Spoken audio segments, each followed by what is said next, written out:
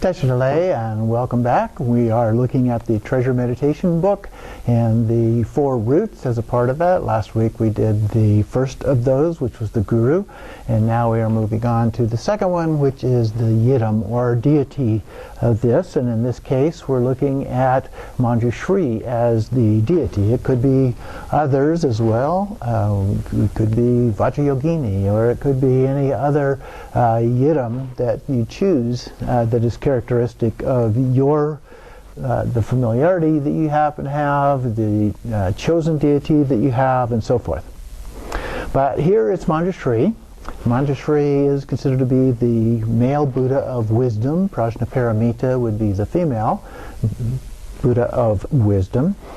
But Manjushri here, so first we're going to take a look at some of the characteristics, the descriptions of Manjushri, the practice, and so forth, just to get some general background before we go into the actual sadhana practice. So we begin here, citing from several different sources. Manjushri is a Bodhisattva. Now in this case, he's referred to as a Bodhisattva. Many of the deities, especially in the early part of the tradition, were considered to be Bodhisattvas, and then later, particularly in the Tibetan tradition, were considered to be fully enlightened Buddhas. And so Manjushri is one of those cases. So in some of this that I'll be sharing with you today, it'll refer to him as a Bodhisattva, and in other cases it will be referring to him as a Buddha. So that's the reason for that. So Manjushri is a Bodhisattva associated with prajna, which is wisdom.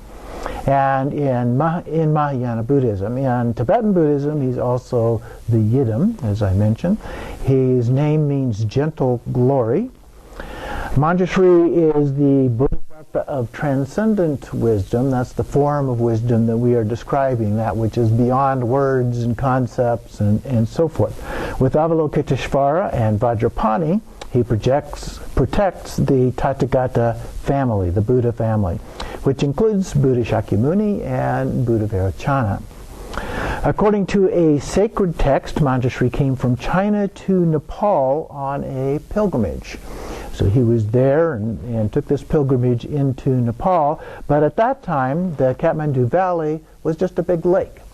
And so the legend says that Manjushri saw a strong light coming from a lotus flower in the center of the lake, and so he cut a gorge with his flaming sword, just whoosh, cut right through it, and that drained the lake. Since then, people could live in the Kathmandu Valley, and the majestic Swayambhudna Stupa, sorry for my pronunciation there, which was built where the lotus flower settled. It's on top of a hill, so you have a wide view of the entire valley from the top of that hill. And you may be familiar with pictures of that. There's long steps going up and lots of monkeys hanging around and things like that. And then there is the stupa at the top and lots of other things, as well as a temple and so forth. There are different representations of Manjushri and several manifestations as well. He is depicted in the most common form as a beautiful young prince with orange or yellow skin, sometimes more like gold skin. Manjushri holds in his right hand a flaming sword. He's holding it up, and it's up over his head, which is a figurative weapon that destroys ignorance and transforms it into transcendent wisdom. Fire is the symbol of that transformation. So the blade of that has flames coming out toward the tip of it, and so that's the symbol of transformation. His left hand is positioned in front of his heart, holding the stem of a lotus, so that would be his ring finger and thumb would be here, holding the stem, which then curls up and around, and then the lotus flower is up over his left shoulder. So then that bears the Prajnaparamita Sutra, so that is on top of the lotus, so there's that, and then there's the actual text sitting on top. So between the sword and the flower with the text on top, those are symbols that you can use to identify when looking at pictures whether or not that might be Manjushri. And so that represents, that is the sutra, the Prajnaparamita Sutra, represents the realization and perfection of wisdom and intelligence. So scholars have identified Manjushri as the oldest and most significant Bodhisattva in the Mahayana literature. So he appears to be the very first one that shows up in Mahayana literature. Now there are some references in some of the Jataka tales of Buddha Shakyamuni of him as a bodhisattva as well in the Pali Canon. And so those are considered to be older, but there is evidence that some of the, if not a great deal, of the Sanskrit based texts of Mahayana were actually concurrent with the material that went into the Pali Canon, even though the Pali considers themselves to be the earliest written form. That is, we know now, not actually true. The the Lotus Sutra assigns him a pure land called Vimala, which, according to the Avatamsaka Sutra, is located in the east. So it's not a specific place per se in terms of the geography. So it's in the direction of east. East is always in front of you. Like looking at a map, we see north at the top of the map. And so in Buddhism, east is the direction in front of you. So it's out there somewhere, depending on what direction you happen to be looking, but not a specific place. This Pure Land is predicted to be one of two best Pure Lands in all of existence, in all the past, present, and future. When he attains Buddhahood, his aim will be universal sight. In the Lotus Sutra, Manjushri also leads the Nagaraja's daughter to enlightenment. He also figures in Vimalakirti Sutra in a debate with Vimalakirti, and where he is presented as an arhat who represents the wisdom of Hinayana. A little bit reminiscent of the debate that took place in Tibet around 800 between the instant enlightenment people and the people of the more gradual path of Tantra. So then Vajrayana Buddhism, in Vajrayana Buddhism, Manjushri is a meditational deity and considered a fully enlightened Buddha. As we mentioned a little bit before, his consort, in some traditions at least, is Saraswati. So we'll see when we look at the text in the Treasure Meditation book, one of the things that we will notice, there are two mantras in there, and the first one is the mantra for Manjushri, and the second one is for Saraswati. And then in terms of some of the iconography, Manjushri is depicted as a male bodhisattva, or full Buddha, wielding the flame sword in his right hand, representing realization of transcendent wisdom, as we mentioned previously, which cuts down ignorance and duality. The scripture supported by the Padma, the lotus, in his left hand is the Prajnaparamita Sutra. That actually includes, the Prajnaparamita is a collection of texts. You may be familiar, for example, with the Heart Sutra, the Diamond Sutra, and so forth. And so there are a variety of texts, so it's more like a collection of texts rather than just one individual one. But Prajnaparamita is dealing with transcendent wisdom, generally speaking. This represents the attainment of ultimate realization from the blossoming of wisdom. Manjushri is often depicted as riding on a blue lion or sitting on the skin of a lion. And this represents the use of wisdom to tame the mind. So we sometimes think of taming the lion, and so that's kind of the symbol here. But it's the mind that is being represented. And this is compared to riding or subduing a ferocious lion. In Tibetan Buddhism, Manjushri is sometimes depicted in a trinity with Avalokiteshvara and Vajrapani. So you may see him in that way as well. So let's look at the mantra just a little bit and the meaning of the mantra. There's not a direct translation of the mantra, but there are representations of what that means in a more symbolic way.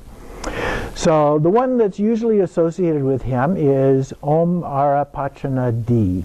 So Arapachana, or Tibetans say Arapatsana, TSA instead of TH or CHA in the middle of that.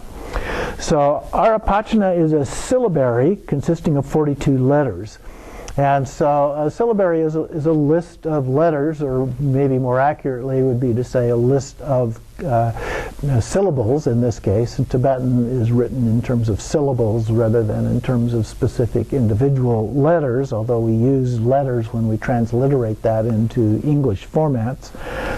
And so there's 42 of these characters, and so Arapachana addresses the first 5 of those letters. Arapachana.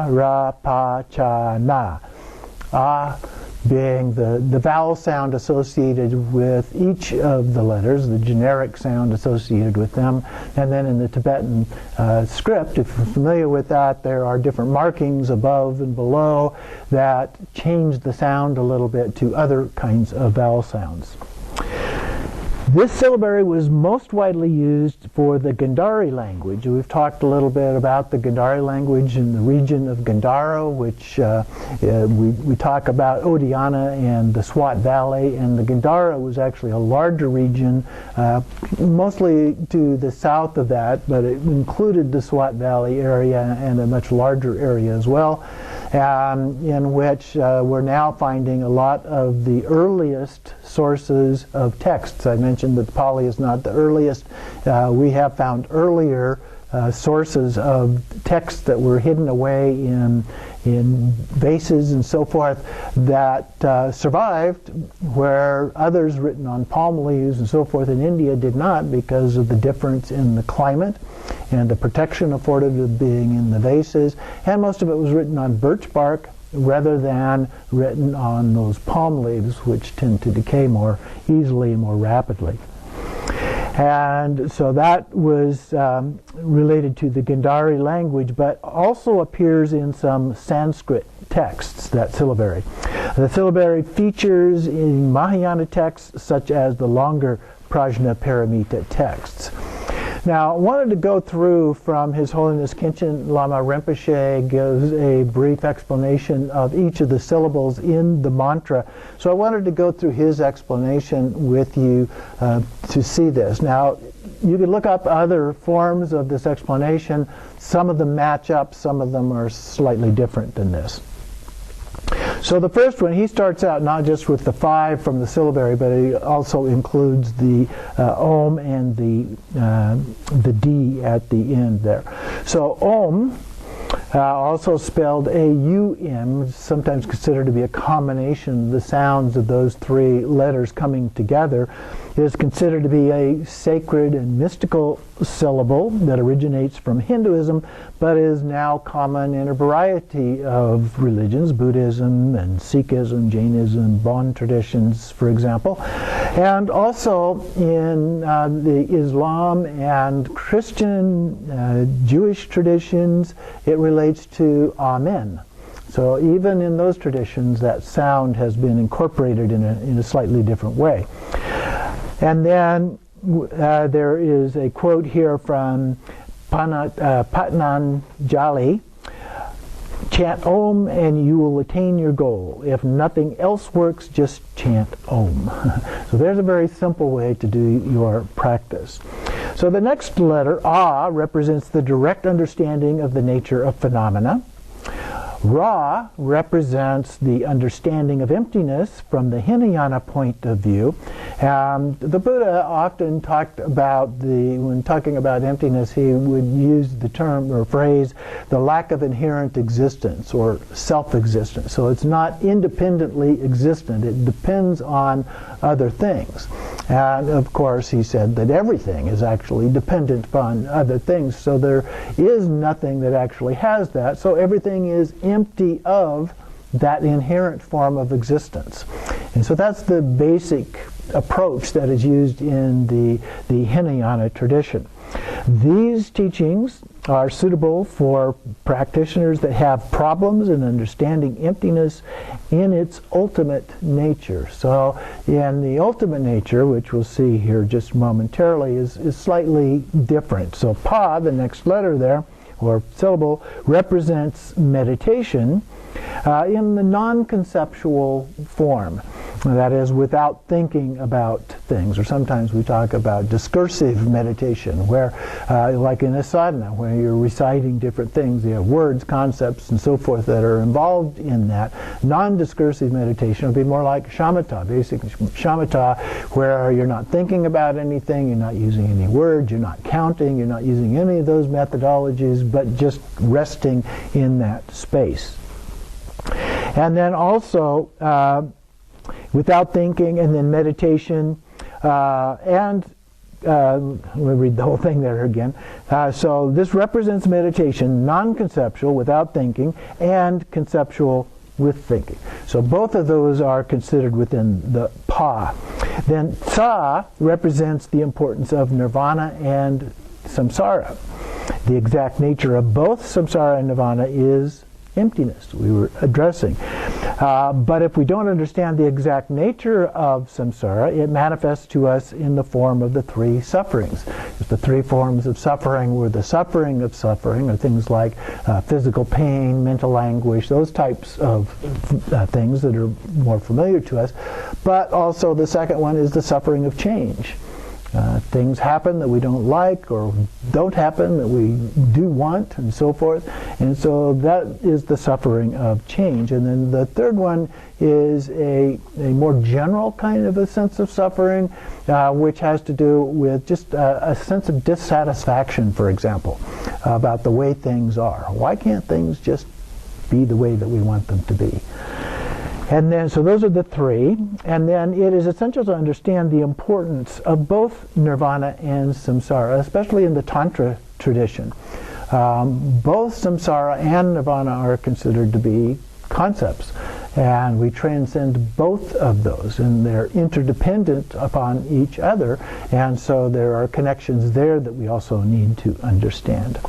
The next syllable is na, which represents karma, which means action, usually also linked to the idea of cause and effect. So the action is a result of something that leads to the idea of creating a seed in our consciousness that then comes back in a similar form to what we did, good or bad.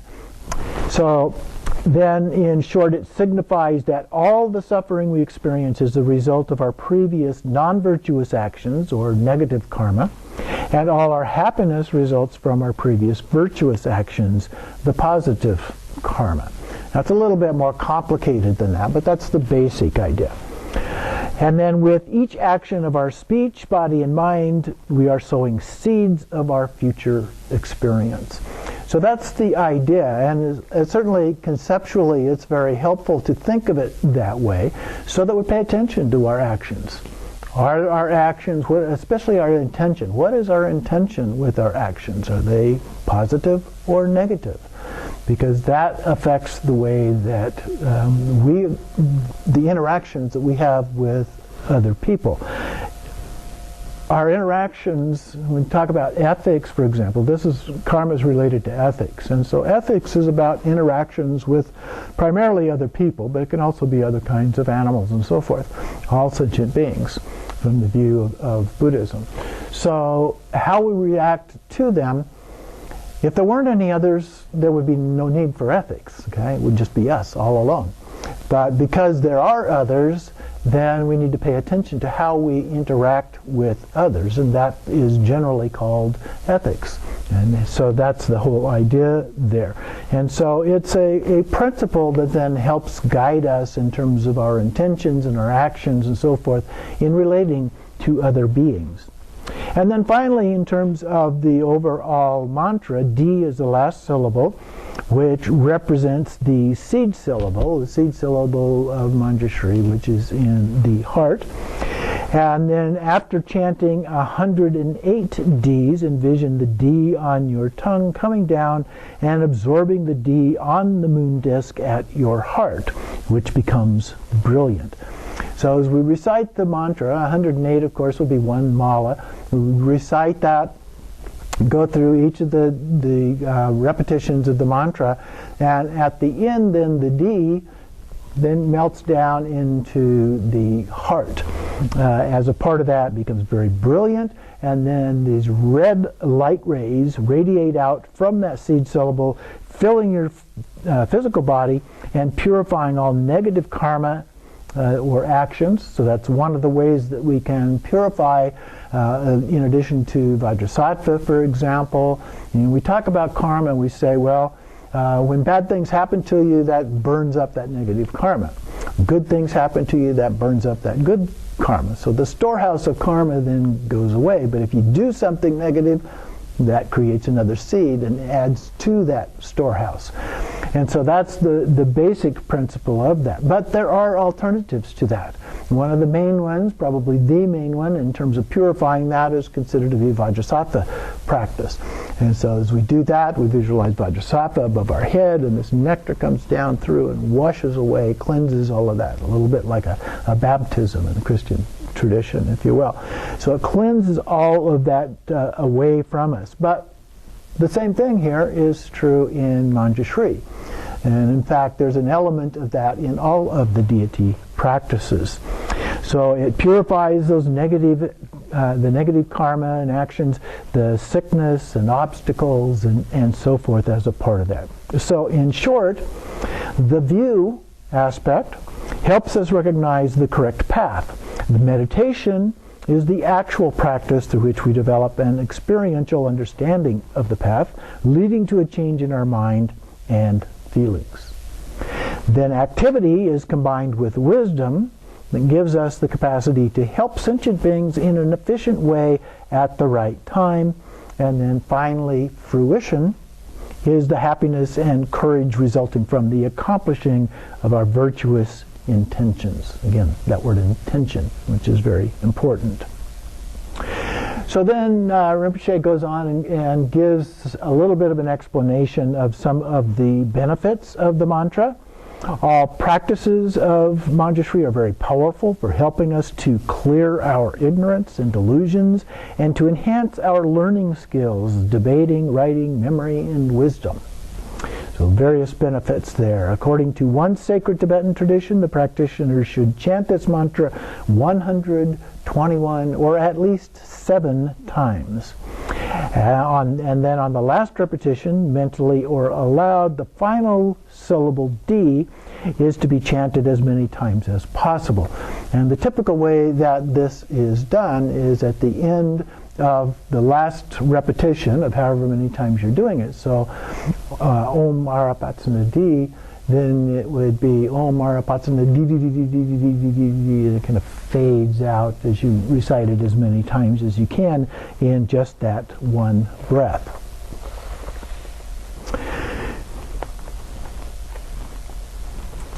And so in some of these texts, the Arapatsana syllabary, that's the 42 syllables, serves as a mnemonic for important Mahayana concepts. And so the syllable, it's kind of like having an outline. And you memorize the syllabary, and so each of the syllables then triggers a memory of a certain concept related to that. And so due to its association with them, Arapatsana may even serve as an alternative name for Manjushri. In the Tibetan tradition, now some of these things here I picked up from different sources, and so we'll get a little bit of overlap here, but in the Tibetan tradition, this mantra is believed to enhance wisdom and improve one's skills in debating, memory, writing, and other literary abilities. D is the seed syllable of the mantra and is chanted with greater emphasis, and so also repeated a number of times as decrescendo, so that's the fading away at the end that I mentioned. And in Tibetan Buddhism, Manjushri manifests as a number of different tantric forms. And so we have, for example, Yamantaka. Yama is the terminator or of death, and so the idea is that Yamantaka is the one who fights that away. And so Yamantaka is a wrathful manifestation of Manjushri. We have a very nice tanka here of Yamantaka. And he was very popular with the Gelugpa school. and other variations upon this traditional form as Manjushri include Namasankiti, which is the chanting the names of Manjushri, a practice called chanting the names of Manjushri. The Bodhisattva was known in India by doctrines of Theravada, which identified him as the king of Gandharva Panchasika. Now here it talks about him as being in Theravada tradition, so that would be related to the Pali canon. So again, here we're seeing something that identifies him in a way that would be considered to be even earlier than in the Mahayana that we mentioned a little bit earlier. And so he was identified with this king and was originally known from many texts of Mahayana, although some texts, such as the Lotus Sutra, assign him a universe in the East called Vimala. And then Manjushri was the initiator and master of the Buddhas of past ages and will be that of the future Buddha Maitreya. So Maitreya is considered to be the generic Buddha of the future, if you will. And Manjushri is the father and the mother of the Bodhisattvas, all Bodhisattvas, and he is their spiritual friend. The Buddha himself describes Manjushri and praises him in the Manjushri Parinirvana Sutra. This Bodhisattva was consequently very often represented in India and Tibet and China and Japan and Nepal, which tradition claims he founded on coming from China. That was the lake that we mentioned before. His images appear only late in Central Asia and on a few Chinese stelae associated with Vimalakirti in the 6th century. So most of the images and so forth don't show up until quite a bit later than the language aspects of different texts and so forth that have survived. Most of them haven't, but those which have survived have content, and images began at quite a bit later time. Manjushri is the Bodhisattva of wisdom and insight, penetrating into the fundamental emptiness, the universal sameness, the true nature of all things. Manjushri, whose name means noble, gentle one, sees into the essence of each phenomenal event. And then continuing on here, in Tibetan Buddhism, Manjushri is believed to manifest many different tantric forms. Some of the famously manifested forms of Manjushri are Yamantaka, that we mentioned, Guhya Manjushri, Guhya Manjuvajra, Manjushri, and so forth. And I'm not familiar with those, so I can't help you out in understanding who those might be. According to Mipam Rinpoche, Mipam Rinpoche is also considered as a human manifestation of Manjushri. A great expert, master, and commentator upon the Tibetan tradition, a Rime type of individual who considered the sacredness and validity of all of the different forms of Tibetan Buddhism as a part of that.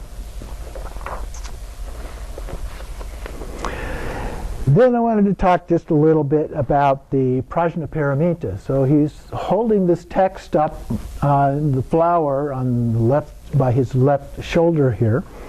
So Prajna is most closely associated with Madhyamaka school of Buddhism, which was founded by the Indian sage Nagarjuna around the 2nd century CE. Nagarjuna taught that wisdom is the realization of shunyata, or emptiness, that we referred to a little bit later. So this is more the advanced understanding of the term emptiness, or shunyata, rather than the one associated with the Pali, the lack of inherent existence. Not that it's different, but it's a different way of explaining it. So to explain Shunyata, Nagarjuna said that phenomena have no self or intrinsic existence, we mentioned before, in themselves, because all phenomena come into being by means of conditions created by other phenomena. They have no existence of their own and are therefore empty of independent, permanent self. And so the Buddha talked about this, and talking about self, which he used in a couple of different ways. In the Vedas, the self, Atman, is referred to both as a term as we might use it from the perspective of psychology, talking about self. There are physical manifestation, various other psychological aspects of ourself, our personality, and so forth. So that's one way that the term is used. And the other way that it's used is like soul. We have different words for those, which creates a little bit of confusion, but Buddha used it in both senses. But he said he couldn't find anything that met the criteria of being a soul in the way that it's described in the Vedas, and so he used the term anatman, no soul, no self, to describe those, to say that these are just concepts that we have. They don't physically exist in the way that they were described in the Vedas. That is something that is independent and permanent. Okay? So that is the key, one of the key ideas here. So everything is interdependent and related to other things, impermanent as well. So because all phenomena come into being, as we were saying, by means of conditions created by other phenomena, they have no existence of their own and are therefore empty of an independent, permanent self. Thus, he said, there is neither reality nor not reality, only relativity. And so that idea of relativity can actually be a substitute at this level for the word emptiness, because that's what is being referred to. And so sometimes that gets a little bit confusing, because we think of emptiness as a void, just a total void. And there are cases, particularly in Dzogchen, where it is used in that way in some of the practices. But the basic idea of it here, from the look at it from Nagarjuna and from the middle way perspective that he articulated, is this idea of interdependence of all things. So everything is relative. It is important to understand that emptiness in Buddhism does not mean non-existence, a point often misunderstood by Westerners who initially find the principle nihilistic or discouraging. His Holiness the 14th Dalai Lama here is quoted as, emptiness means empty of intrinsic existence. So that's the way the Buddha normally talked about it, his initial teachings on this. It does not mean that nothing exists, but only that things do not possess the intrinsic reality we naively thought that they did. So we must ask, in what way do phenomena exist? Nagarjuna argues that the existential status of phenomena can only be understood in terms of dependent origination. A little bit more complex term than interdependent, but that's the same idea there, that it originates only in dependence upon something else. So it is interdependent. Another quote here from Taijin Daniel Layton. Manjushri is the Bodhisattva of wisdom and insight, penetrating into the fundamental emptiness, universal sameness, and true nature of all things. Manjushri, whose name means noble, gentle one, sees into the essence of each phenomenal event. This essential nature is that not a thing has any fixed existence separate from itself, independent from the whole world around it. The work of wisdom is to see through the illusory self-other dichotomy. That dichotomy is one that happens really early in our lives. When babies are born, they have what psychologists call an oceanic experience. That is, they can't differentiate between themselves and everything else. They've been living in the womb for 9 months or so, and so when they come out, they can see that there's things that are a little bit different because they can see with light in a way that they couldn't before. But they also don't really know the difference between self and other. But very quickly, not long after they learn to speak, they begin to say me or mine, and they recognize that difference between the two. So that duality, and we experience it, it becomes very manifest throughout our lives. We talk about self and other as one of the ways, that dichotomy. So our imagined estrangement from our world. These are studying this self in this light. Manjushri's flashing awareness realizes the deeper, vast quality of self, liberated from all our commonly unquestioned, fabricated characteristics. And so we imagine all of these kinds of things about self and about other, and the fact is that they're really not that separate. Our experience of what we call other is actually a part of what we call self. It's going on in our mind. Mind we normally consider to be part of the word self. And so when we see something out there, here we've got all these beautiful paintings around here, so I look out there and I see that painting, but the experience is happening in my mind.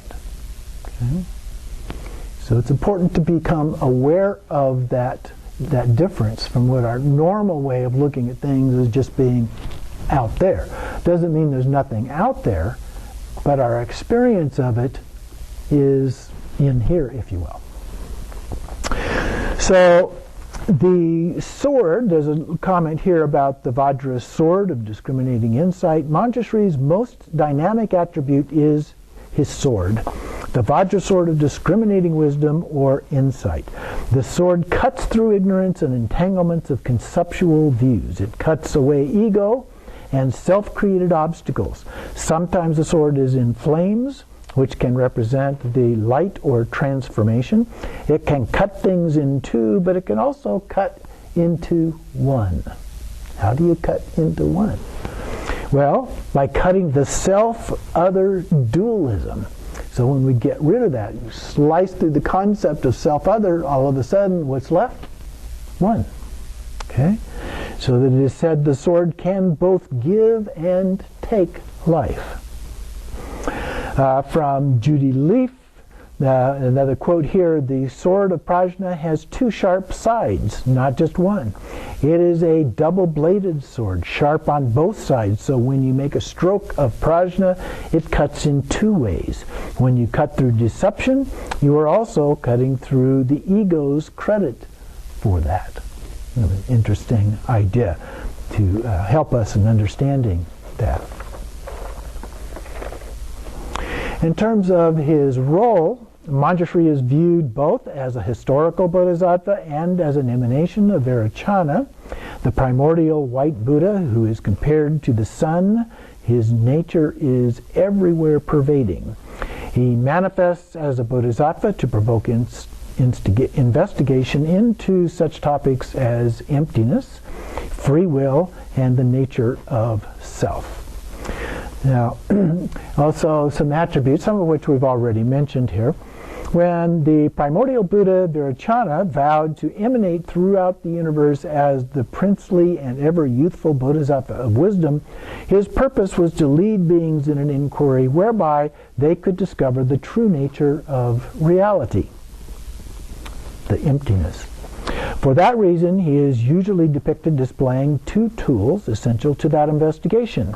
In his right hand, he wields the double-edged sword of logic or analytical discrimination, and in his left, the Prajnaparamita Sutra, the text of teaching on emptiness.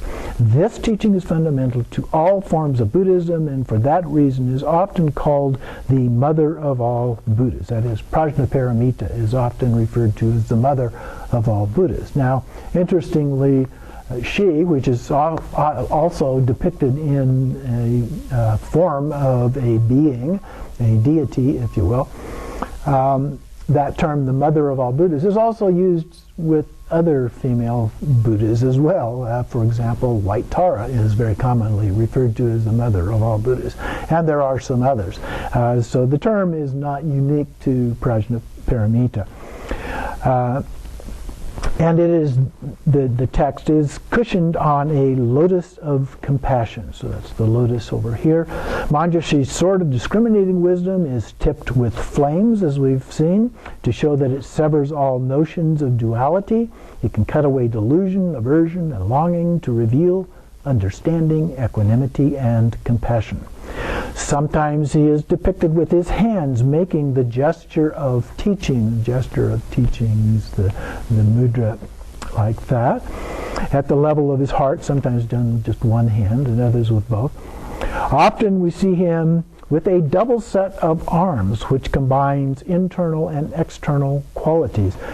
That is that usually he's depicted with just 2 arms, but there are 4 arms, and there are actually some 6-arm versions of him as well as ones with multiple faces. You know that some usually wrathful versions of the depiction sometimes will have the deity showing multiple heads, multiple arms, multiple legs, and so forth. So even though Manjushri is typically depicted as just 2 arms and 1 head and 2 legs, the way we would mostly be, there are exceptions to that with symbolic nature.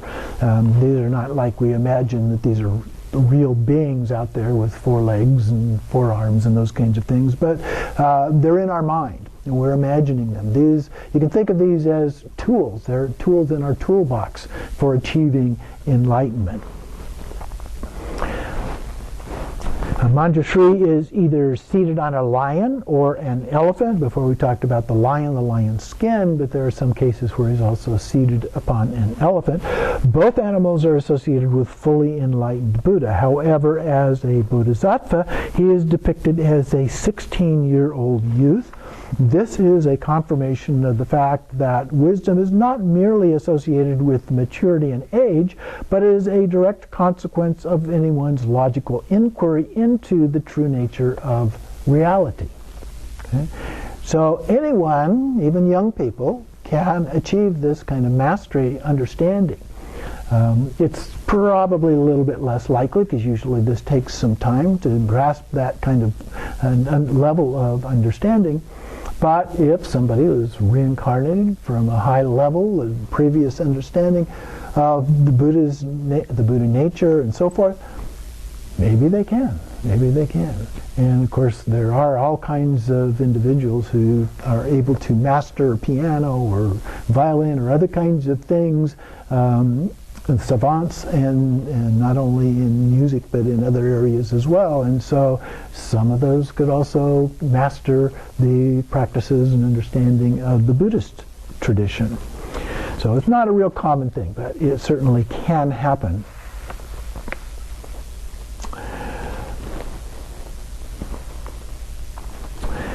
Wanted to mention Namasamgiti just a little bit. I mentioned that a little bit before, the reciting the names of Manjushri. And so he is said to be yellow. He's yellow with 1 face and 4 hands, holds in his first right hand a blue sword of wisdom, licked with the flame, and the left hand at his heart is a pink upala flower. The blossom level supports the prajnaparamita, as we talked about before. So he's actually holding just the stem of the flower, and the flower resides over here with the text. The lower pair of hands hold a bow and arrow. On a multicolored lotus seat, he emanates pale yellow rays of light and also a green aura framed with dark green leaves and lotuses. Before him is a dark blue pool with waterfowl and a pink lotus supporting various offerings. But also at the bottom left is white Manjushri. White Manjushri is a different form of Manjushri. So instead of the typical yellow or golden or orange skin, he's depicted as being white. And his sword, instead of being held up over his head, is actually like on his leg, his hand on his leg, and pointing straight up and down as a part of that. So he has 1 face, 2 hands. In the right is bestowing, while the left is for a sutra. And then to the right is a standing blue-black Manjushri. with one face and two hands teaching, while holding the stems of two lotuses, bearing the sword and sutra. So there are a variety of different ways in which Manjushri is depicted. Yamantaka, we mentioned a little bit before, the Yama being the lord of death, if you will, and Yamantaka is a wrathful form of Manjushri and addressing Yama. As Yamantaka, Manjushri assumes a fierce blue-black bull-headed form to defeat Yama, god of death. Once a holy man, so this is the story behind this, once a holy man practicing meditation in a cave was the unintentional witness of a slaughter from a stolen bull by two thieves. When they became aware of his presence, they immediately beheaded him too. To their terrified amazement, the victim then reached out and lifted up the dripping head of the bull. With his outstretched hand, he set it in place of his own severed head.